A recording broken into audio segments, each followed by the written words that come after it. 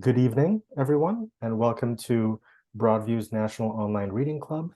My name is Robert Liwanag, and I am Broadview's Associate Editor. And working behind me, behind the scenes to help me out tonight is Anne Brooks. We're very excited that you've taken an hour from your evening to be here with us. I'm speaking to you from the traditional territory of the Mississaugas of the Credit, the Haudenosaunee, the Anishinaabe, and the Huron-Wendat, the original owners and custodians of this land.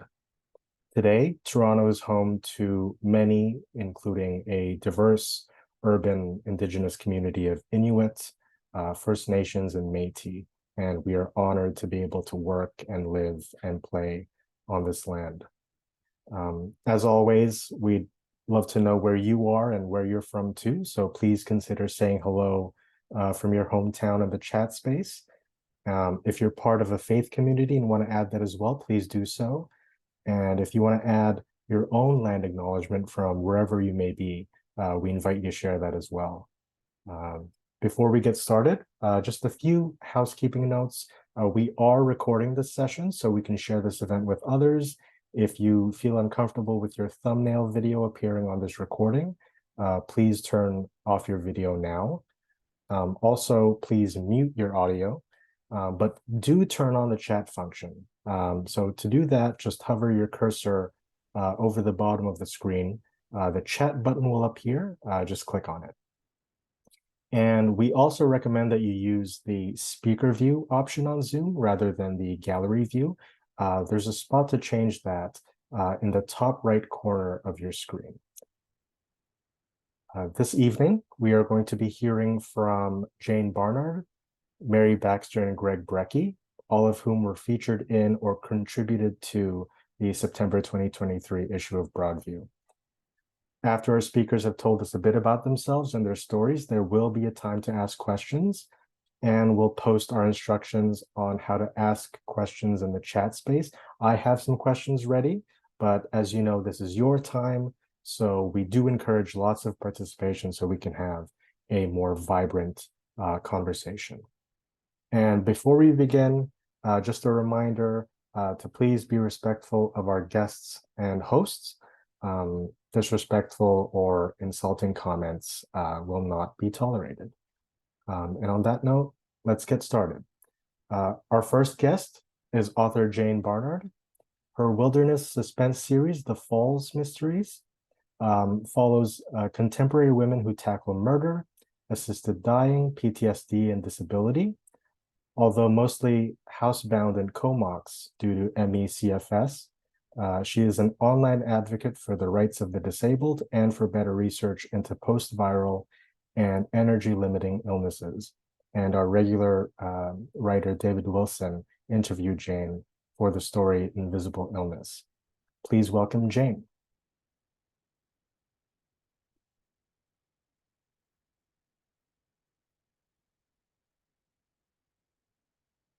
Oh, Jane, I think you're muted. Thank you. There we go. Yeah. Okay. And thank you, Robert, for inviting me here tonight. I want to thank Broadview magazine for agreeing to do this article. I want to thank David very much for his calm and thorough interview techniques. And I want to thank my friend Greer, who connected me with David. Neither of them could have known in advance because, like many people with ME, I only have a social life online. But coming back to the United Church is a homecoming. 50 years ago, I was part of the celebrations of the 50th anniversary of the United Church in Kapuskasing, Ontario, as a teenager, and now here I am, 50 years later, give or take, coming back to talk about my life since then. The United Church Youth Group was my safe home base during my turbulent teen years, and it also gave me my first experience of using theater and song to tell stories. That eventually, after high school, led me to theater school, where refining down stories into short, impactful scenes is a primary skill. Even though I could not long stand up to the rigors of acting as a profession, that acting training helped me tremendously when I started writing fiction. So now I'm an author with 6 published novels and a few dozen short stories and some articles. I live with ME/CFS, a chronic disabling neuroimmune illness that is most likely acquired by one or more significant immune insults on top of some as yet unknown genetic predisposition. It's often referred to as an invisible illness because if you only see me when I'm well enough to be seen, to get out of bed and have a shower and get dressed, you might not realize I'm ill at all. Yet I've been ill since 1992, and nowadays I look older than my best friend by 25 years. She's 5 years older than I am. But I guess the real point for me of this book was humans can and do learn by storytelling, by being pulled through the power of fiction into other people's lives. So my goal with this book, first book, was to write a good story that would be read for its mystery, or its setting, or its characters, and along the way it would draw healthy people into the invisible world of people with ME/CFS. So I had spent 5 years in bed at that point when I was strong enough to start writing again. I created the character of Jan, and I wrote her into a contemporary crime novel because of those 600,000 other Canadians who were still hidden, isolated, trapped in their homes or bedrooms, as I was and sometimes still am, because those people deserve to become visible to the wider community and to their disbelieving friends, family, and medical professionals. So that first book, When the Flood Falls, and the 2 that followed are for those 600,000 Canadians. And I see in the chat that people can't hear me. How much of a problem is that? Robert, can you hear me? I can hear you, but yeah, I'm seeing that too. It might just be an audio level issue. So to Bev and Sharon and Julie, if you can just for Jane's segment sort of just turn your volume up a little bit. I think that should help.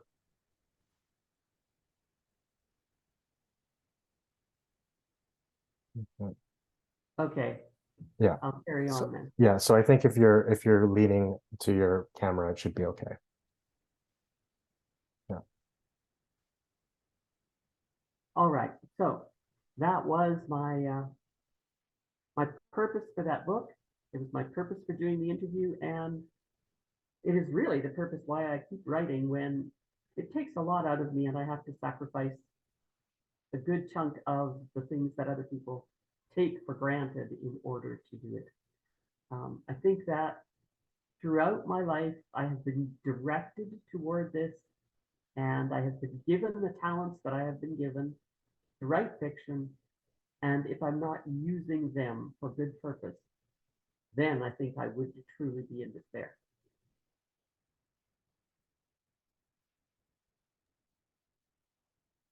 Now, Jane, you spoke, and if anyone has any questions, please add them in the chat. But just to start things off, you mentioned that it took you quite a while to write the first book. What was, when it came to writing these books, what was your routine? How did you work around your illness? Well, I had been ill for close to 20 years by the time I got serious about writing novels. And I had written some short stories that I could do in very small bursts.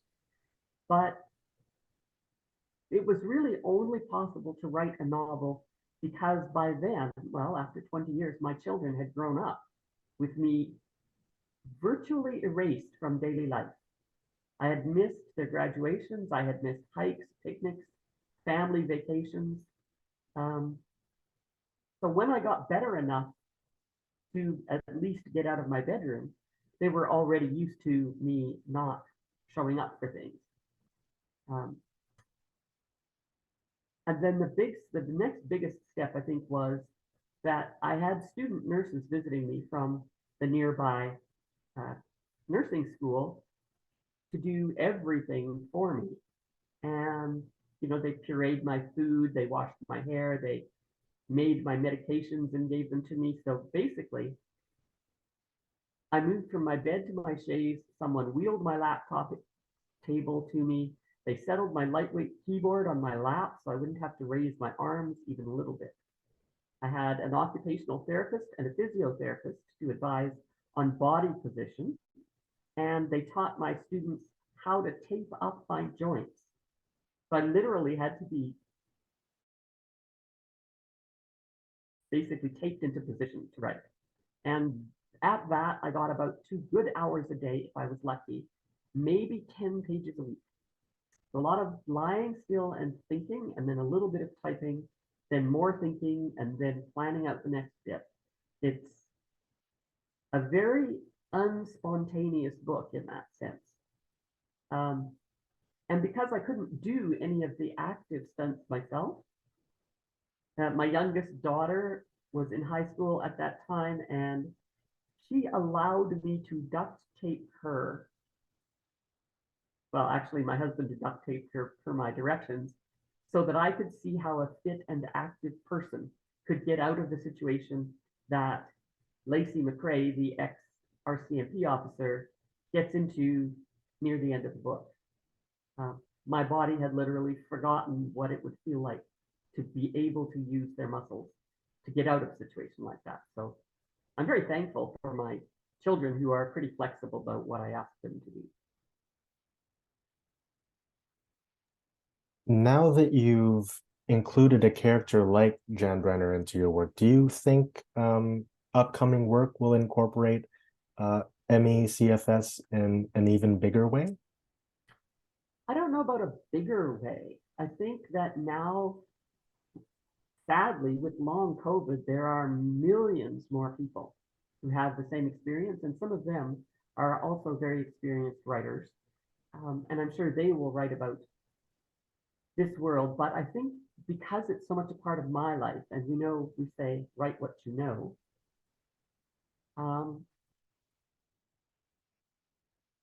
it is always there. Yeah, I have a YA thriller that is currently with my agent. YA is young adult for people who don't read that category. Um, and in it, there are cameos by both a teen with ME/CFS and a teen with long COVID. And there are some mentions of people's parents who haven't been able to go back to work since having COVID. Ironically, just like when the Falls Mysteries beta readers and editing team told me to lighten up Jan's ME/CFS 8 years ago, the first feedback from my agency's editors on this YA novel in 2021 was, COVID is over. People won't want to read about that, and especially not about long COVID. Well, here we are 2 years later. Almost every high school kid has at least one classmate with long COVID. COVID is not over. Long COVID is exploding, mostly among people of working age, 3/4 of whom may not be able to continue participating in the workforce. So yes, it's always going to be present in my fiction, but I think that it's going to be present in more fiction now. And that's important. We have a question in the chat from Mary. Why did you choose a fictional treatment to raise awareness about this condition than nonfiction? There were a few nonfiction books about and by people with ME/CFS, but storytelling is a tremendous power. And if you're not already interested in reading about a person with ME/CFS, you're not going to pick up a book that's about that. Whereas in fiction, you might read it because you like the area that it's set in. You might read it because you like mysteries. You might read it because it's Canadian. And along the way, you find out what ME/CFS is. You find out how it affects a person's life and relationships, and you find out how it limits their choices so that hopefully when you see a person who has it, you will recognize and understand better where they're coming from. So basically, I chose the fictional treatment because more people would learn more through the storytelling. And I think we may have time for one more question. ME/CFS, as you know, has gained more relevancy as a result of long COVID. How have you and other people in the community, the ME/CFS community, reacted to this? Oh, well, from the first whisper of long COVID or of COVID in early 2020, the ME community overwhelmingly was trying to sound the alarm about the long-term effects of viral damage. We knew from bitter experience how quickly and permanently our lives can change from even a mild virus. So unfortunately, we were saddened but not surprised when COVID patients who apparently recovered well suddenly went downhill a couple of months later and stayed there. We have really welcomed those people with long COVID into our support groups until they got their own setup. We have shared knowledge and information, coping mechanisms, and we have watched in dismay as the first wave of long COVID researchers, buoyed by billions of dollars around the world in research funding that was never available for ME/CFS, started replaying all of the old favorites that were wiped out in ME/CFS research 20 and 30 years ago. They never read the literature. And so billions of dollars and 3 years have been wasted. And that makes a lot of us with ME/CFS really angry. There are also people with long COVID who are very leery of being lumped in with ME/CFS because it has been so long ignored. It has been so long characterized as a laziness or mental illness or hypochondria. So they don't want to share their research dollars, their clinics, their specialists with us. So that's an ongoing problem too that we have to look at.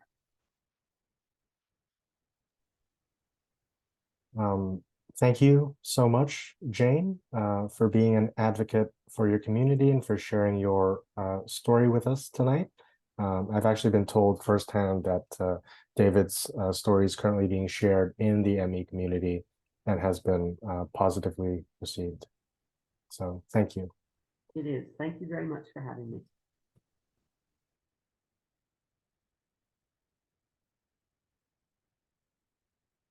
All right, moving things along.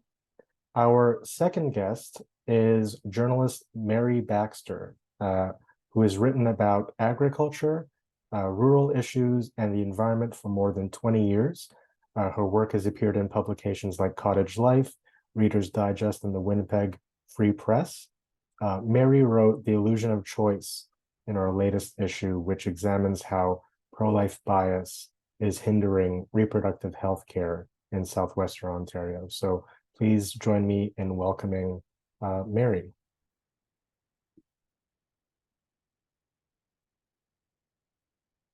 Oh, you're muted, Mary? Yeah. I was just going to very carefully say, can you hear me? And then, of course, I had my mute button on, so you couldn't. Wow, this is such a great idea doing this kind of conversation. And thank you very much, Robert, and everyone at Broadview Magazine for giving me the opportunity both to do this, but also to write the story that I wrote in the September issue. Um, as you'd mentioned, I've been at this for quite a long time now in terms of journalism. Much of my focus has been on rural issues and agriculture. It's also been on the southwestern Ontario beat because I live in London and I've lived all around this region. I've got a great attachment to the Great Lakes and to issues to do with those as well. So in many respects, this piece that was about the challenges of accessing contraceptive and reproductive care and options fits well into this the general kind of geographic interest that I have, because a lot of it I sourced here in southwestern Ontario's rural and urban communities. But in many respects, this is a story that is, and the types of issues that I'm talking about are taking place right across Ontario. They're taking place in urban areas as well, and also it's happening in different intensities across our country. Um, this story for me, how it kind of came to be was actually Jocelyn Bell, Broadview's editor and publisher, had asked me to look into some concerns that she had heard about these the delivery of contraceptive and reproductive care in Chatham, Kent. And so I did, and started to really dig into the issue and into kind of a broader area as well. And what I realized was that we've seen a lot of coverage of the statistics and of the issues. We've kind of seen writing from above, from a national perspective, for instance, or even a provincial perspective, that talks about here are the problems. And they'll talk about things like when you're in a rural area, how difficult it is to access if you need to have an abortion, for instance. Where do you go? How do you get there? Especially if you have no money and you don't have a car. There's been a lot of writing about the pregnancy crisis centers, which are, despite their name, are actually run by groups, anti-choice groups that basically are trying to push people into making certain decisions, and often we hear that they're not giving them the full information to make the choices that they might need to make, or to help them facilitate those. So we'll hear about things like that, but we don't hear about what it's like for people who live in these areas. How do they actually access it? What are their stories? And it's really, I think, really, really important to hear from these people, because certainly what I heard, I talked to people from Windsor. I talked to roughly around nine people from Windsor to Brantford to up to Bruce County, and down along Lake Erie. So it covered a fairly broad geographical area. A lot of them had moved around. They had experiences in different places, in cities and in rural areas, and that sort of thing as well. And I heard a lot about the challenges. Surprisingly, to me, it wasn't just in accessing abortion, it's actually accessing contraceptives.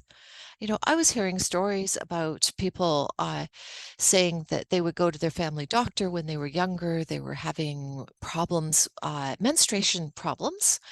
They knew that oral contraceptives helped with that, and their doctors would tell them no, that they weren't going to put them on it.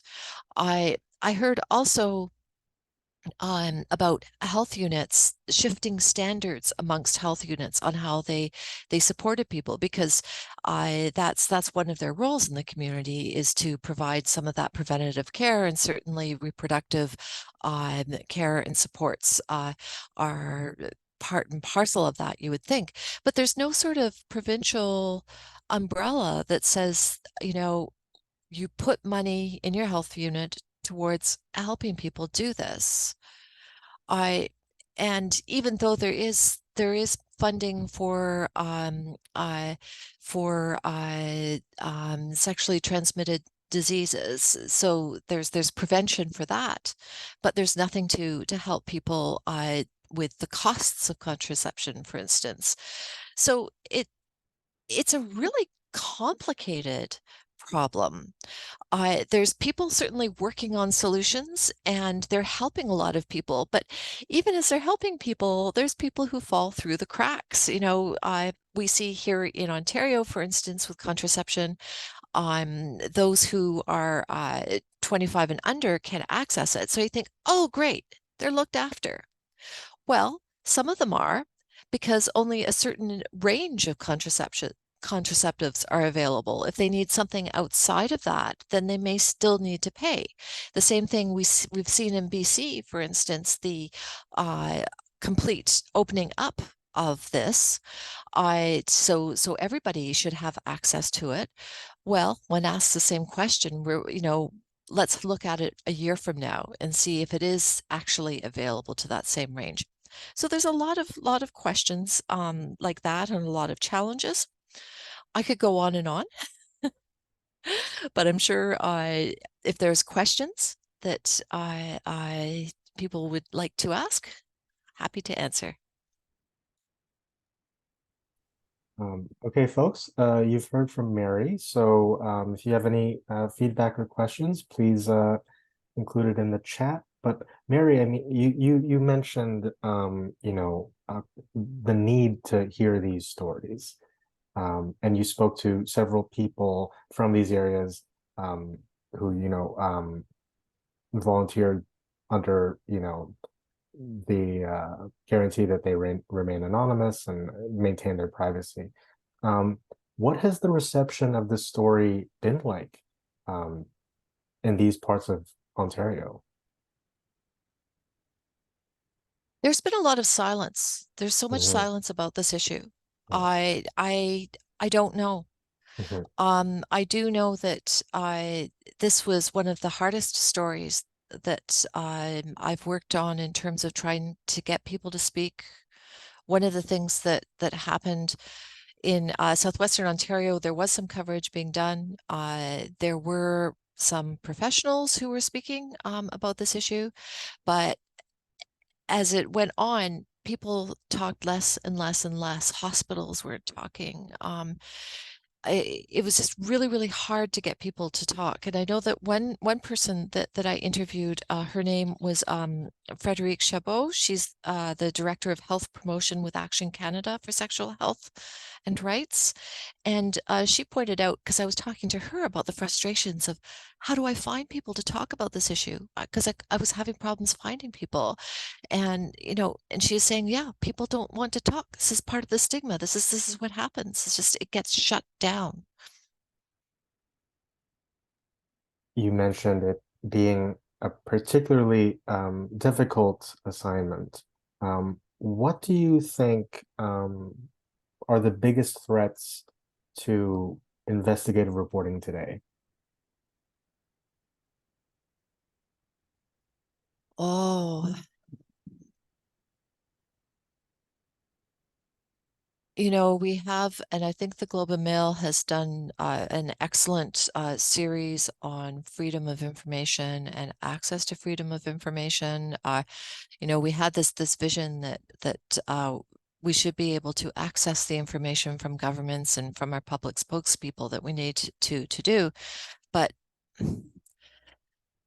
it's getting increasingly difficult to do this. There's just such a strong management of information now that makes it very difficult to to get at some of these things.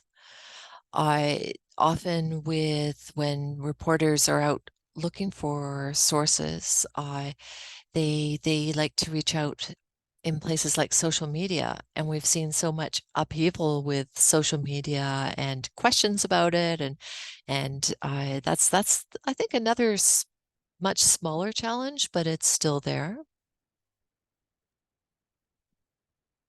Um, especially in the last year, we've seen the government of Canada continuing to, or at least trying to, improve sexual and reproductive health services throughout the country. Are you hopeful that it can keep improving? Well, there's certainly people that are pushing for change, and it's the idea of opening up free contraception will make it much more accessible to a lot of people. I did hear from people that the concerns were on people who were over the age of 25 who needed access to contraceptives, for instance, that they um, they didn't have a lot of money to spend and these were expensive. We saw in past years, we've seen movements to make menstrual products free and available. And so this seems to me to be a continuation of that trend, and I think that that's good news. We're also seeing some movement with groups like midwives, for instance, expressing interest in this area where they think that they might be ideally positioned to help people in rural and more remote areas to deal with reproductive health issues, which is also an exciting concept. So things are happening. Excuse me, things are happening, but we still have at the same time a consolidation of anti-choice efforts in these areas as well. So how is it going to play out? So much of this is depending on political will. And if the political will is there, we'll see things move ahead. We don't see much of that political will here in Ontario. You spoke to many people involved in this movement for your story. Um, did they tell you just, from their point of view, just how much is trickling down or I guess trickling up from the US, what's happening down there, and how is it There's affecting us? there's a lot of worries in the communities. I think we've seen this talked about kind of like online a lot, where we're seeing a hardening of positions, and in communities and in smaller communities, places like Chatham, Kent, you're seeing that same kind of hardening, where there's a lot of interest in somehow controlling access to reproductive care. So there's a lot of worry about that. And so yeah, there's a lot of worry that this is trickling across the border in many of these communities.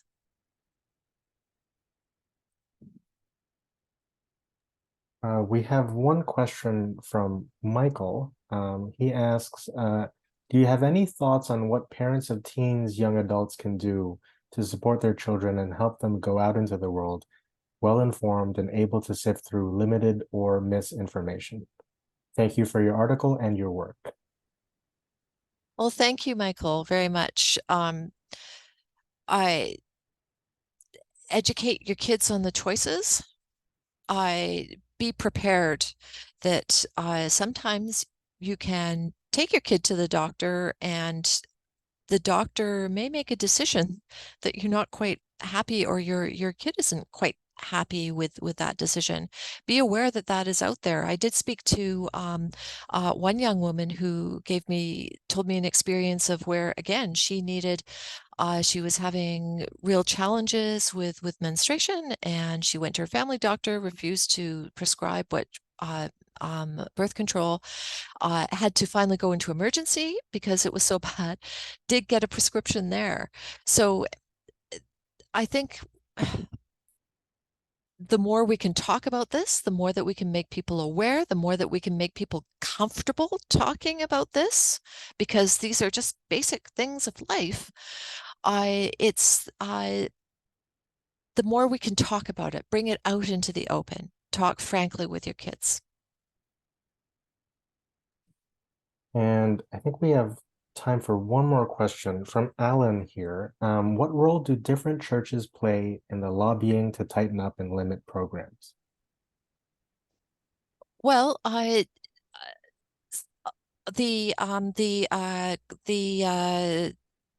crisis pregnancy centers that I was talking about, for instance, um, are often funded with by different churches. They will contribute to the organizations, the anti-choice organizations, which then are funneling that funding into these centers or directly contributing to these centers. They are not the only funders, though, and I think it's also important to, there's lots of fundraisers that happen out there, knowing exactly where that money is going, how it's going to be used.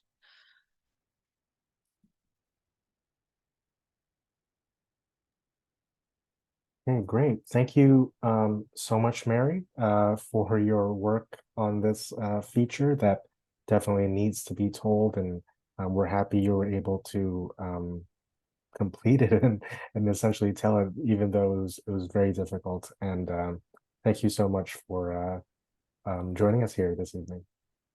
Thank you again, and thank you all for coming out tonight.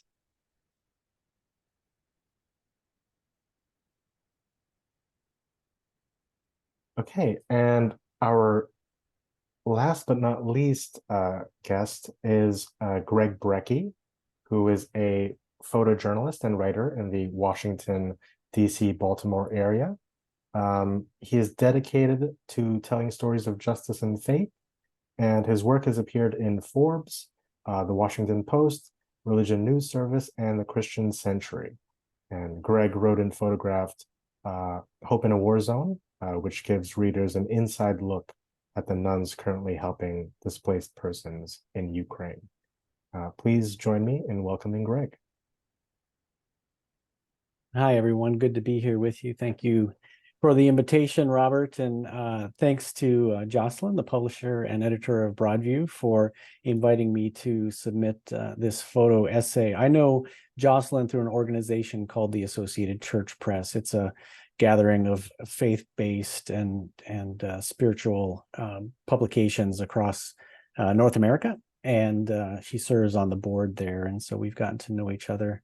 And at the last gathering we had, convention, I was showing with the writer who did work for this Global Sisters report, which is a side project of the National Catholic Reporter here in the United States. And they had sent us to cover the first anniversary of the most recent Russian invasion, what Ukrainians call the Big War. Obviously, 2014 was the annexation of Crimea, and this is the continuation of that aggression. So that was how this came about. I am an ordained minister in the United Church of Christ, so the southern counterpart of your UCC. And about 20 years ago, I switched from working with magazines and newspapers. I've been a photojournalist in that arena. I went to seminary and decided to turn my attention toward issues of faith and justice. And so I've been doing that for almost 20 years, including a short time as the news director at the United Church of Christ here in the United States. But I've primarily spent my time as a freelance journalist, photojournalist, and been to about 50 countries, I guess 53 or 54 at this point, if we count Slovakia. I had to pass through Slovakia to get to Ukraine in the spring. And it's been really an amazing privilege to tell these stories. What we wanted to do in this photo essay and in the project overall is really showing how people of faith, and specifically these sisters, are providing aid, assistance to both displaced people and refugees. So we started off in Poland, working in Krakow primarily with refugees. When they cross the border, obviously people are known as refugees. and internally displaced people in Ukraine. And we visited many locations, but three primary cities: Mukachevo, which is in the far west, close to Slovakia, and then in Lviv, and then in the Kyiv area, and several locations around there, including where fighting was at the doorsteps of one of the sisters that we were interviewing. And there's a photo in the photo essay of a sniper round that came through her apartment stairwell and actually killed a Russian soldier. So it was obviously long after that had happened, but the trauma, the memory was still there, and the resolve of these nuns and many different communities. I'm not Catholic, but I've been around and worked in Catholic circles enough to know that there's a lot of different, just as Protestants have denominations, Catholics in religious circles have many orders. And so we worked with some people who were part of the Basilian Jesuits and several others. So, and each of them in their own way had this sort of, like I said, resolve is the best word I can find to assist people, to continue not necessarily supporting the war effort, but supporting people who are affected by the war. And it was really inspiring to see that. And all of them are committed to that effort. And it was, there were still sirens going off. There were bomb blasts not far from where we were in Kyiv. And I just returned about a month ago from a second trip there, this time working with communities of people with developmental disabilities who are displaced internally. And so that was another challenge to a group that already has challenges. And so it's as a North American who, we live in a relative security. It's really inspiring to see how people persevere, how their faith upholds them, and a lot of how coming together and some of the dividing lines just don't matter anymore. And just as we were talking previously, Mary, the dividing lines that are in our society, all that falls away fairly quickly. So those were some of the findings that I came back with. I went with a writer, which is a privilege for me. Often I get sent somewhere remote and I might have a translator, but I have to, both photograph and write and sometimes do video as well. And this time traveling with a writer and being able to focus on the imagery that we saw and trying to translate that into the stories that were written. Chris Herlinger is the writer for National Catholic Reporter and Global Sisters Report, and he just did a fabulous job. And it was, like I say, a privilege to be there and to witness, a year after this big war, this invasion, and how people have continued to, carry out their mission. One of the nuns that we met, I'll just mention briefly, Lydia Timkova. She shuttles goods back and forth to the front lines, and with another worker from Caritas, and right in the thick of it. And she's 50 years old and came to be a nun sort of in the turn of when the Soviet Union had fallen, and all of a sudden people in the Eastern Bloc countries could display their faith externally. And so they went from wearing civilian clothes at that time to wearing the full habits, and they still do. It's the opposite of what happened here in North America, where religious sisters, in the 60s and 70s, took off the habit and put on civilian clothes. And so their ability to express their faith in that way was very important, and they do to this day. And so that's some of what you'll find in the photo essay that's published. And I haven't seen the print copy yet. I've only seen it online. It takes a little while for the print copies to get to the United States, but I'm looking forward to seeing it in the layout. as the designer worked on. So with that, I'll take any questions. And one quick thing, there's the sister who, if you do see the essay either online or in print, the sister that is the very first in the story, she's in the basement where they hid with some people who were fleeing the fighting. Her name is Sister Anna Andrusov.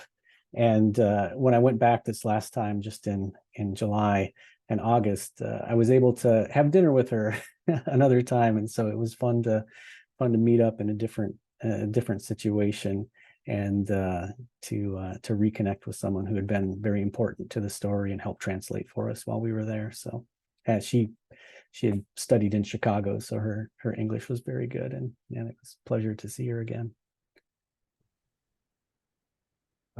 Thank you, Greg, for sharing these insights. I'm sure there are lots of questions from our audience, but I wanted to ask, I mean, you mentioned this recent dinner. In the photo essay, there's a really striking balance between these joyful moments, a father with his 8-month-old old son, or a sister standing at her chapel, contrasted with images of just the brutal reality, bullet holes in windows and abandoned tanks in the countryside. Were there any moments that you really liked, that you were fond of, that didn't make the final cut? I'm going to say some of the people behind the scenes, like our driver and translator that we had in the Kyiv area, it was a husband and wife team. And through another person I know who works in Ukraine, they had recommended Stas and Anna, and Anna had been a flight attendant in Ukrainian international air, and so all the flights are grounded. So she's been out of work the entire time of this war. Stas is a lawyer who was working in agriculture real estate transactions, and that's completely stopped. So he's out of work, and they're just such delightful people. And just, I asked, why haven't you left? Men can't leave. That's, if I'm sure you've maybe read that anyone between the ages of, essentially, fighting age 16 to 50 is not allowed to leave the country. I don't know the exact ages, but they're needed for other things too, not just fighting. But one translator, her husband works at a power plant. Just, it's necessary, essential tasks. But the translator, Anna and Stas, were just those people who are committed, and I want to say patriotic, but that doesn't really encapsulate it. They're committed to being Ukrainian, right? And I think the nuns had that same resolve. I don't want to, patriotism, we sort of, it's a new 4-letter word. We kind of conflate it with nationalism and all these things, but they're so committed to their country and their fellow country people that it was just that sort of sentiment is really hard to picture. But that's one of the things that sticks with me, and kind of the spirit of many of the Ukrainian people. Obviously, the war is tiring, and the ongoing, shelling of their cities and all of this is psychologically and physically and emotionally difficult. But that sort of spirit of, we are Ukrainian, we are united, that's very powerful to me. Now, as a photojournalist vet, what do you think is the key to taking great journalistic or documentary photographs? Time. You just need to be there long enough, and it's impossible to blend in with with this in your hand. Just, you don't blend in. But to get to know people and to build that comfort and trust. I'm not there to exploit. I'm not there to to take a picture of people suffering explicitly. I don't want to, elicit an emotion that someone isn't feeling. I want people to be comfortable with me, to just go about their days, and that just takes time. You can't just drop in somewhere for 10 minutes and photograph a situation and expect that that's going to be realistic. So for me, it's a little time, it's a little patience. I came from that school of thought, that photojournalism school of thought. It's called the decisive moment. Henri Cartier-Bresson. And you take your time, and you are patient. The first thing I do when I walk into the room isn't put the camera to my eye. I want to get to know people and have that sort of experience, relational experience, before I begin to photograph. So. Question from Mary, actually. This is a rather technical question, but what type of camera do you use and why? I use Sony, and the model is an A9. And technically, I use it because it shoots silently. It has the option to have a silent shutter, and you can use a shutter that goes chunk, but it has an electronic shutter that's silent, and the image quality, because of the level of camera that it is, it's not affected by flickering lights or anything like that. So it's kind of high-end way to be very silent. I shoot in a lot of church settings. I shoot in a lot of worship settings, holy moments, and in a lot of faith communities. And being able to shoot silently people still see me with this big camera in my hand, but I can at least not be obtrusive by making too much noise. And Greg, you mentioned, being all over the world and privileged enough to travel. Which assignments have you found the most challenging in your career?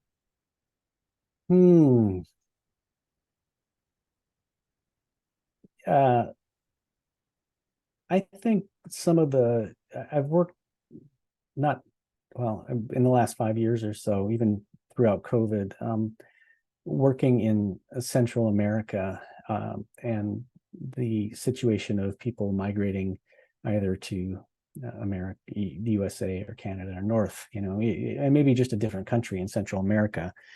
But the economic policies, the political, and other factors, economic, that just lead to a large scale hopelessness among people. Being in that has probably been the most difficult for me. I was in Iraq and Afghanistan when there were active wars going on, and I think that was easier than seeing the strife and struggle of people forced to migrate because of their living situation. Well, Greg, I think that's all the time we have in this 1 hour portion. Thank you for your work on this essay, and I hope you get your physical copy soon. Soon enough, I'm sure. It looks great. It looks great in print. And let's see here. That brings us to the end of our program. Thank you all so much for being here tonight. Thank you especially to Jane, Mary, and Greg, who volunteered their time to make this event possible. We are very grateful to you. Following the conclusion of tonight's event, I invite those who are interested to remain on this call for a very informal discussion time. Tomorrow we'll be sending you a short survey by email, so you can share your thoughts with us about this event. These reading clubs are free, but they cost us about $2,700 per year for a Zoom plan that can handle a group event of this size. If you're already a donor to Broadview, thank you so much. Your donations help the magazine continue to feature exceptional people like Jane and hire fantastic journalists like Mary and Greg. But if you're not a donor, please consider making a small donation for tonight's event.